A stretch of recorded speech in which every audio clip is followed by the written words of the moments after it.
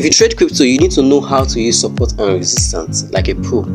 But now crypto is very volatile with a lot of wicks, and that can be very, very hectic, unlike the forex market.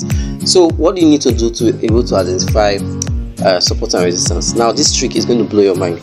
Now take a look at this chart. Now you can see for professional traders you can be able to identify your support and resistance, but for a new traders this is like hell.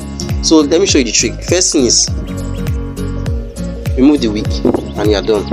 Now you can see that everything becomes super clear, super clear. Okay, now let's show you. Now you can see some levels here, that level here, more levels here, and finally another level here. Now if you should put back your wicks, you see that all these levels got hit with their wicks. Are you seeing this? This is not like magic. But the only disadvantage of this strategy is that if you are the type of trader that like to exit your trades or set up take profit using those large wicks, you are going to miss out on those. But if this assures you that you are able to draw correct support and resistance level, then why not use it? Alright, follow me for more.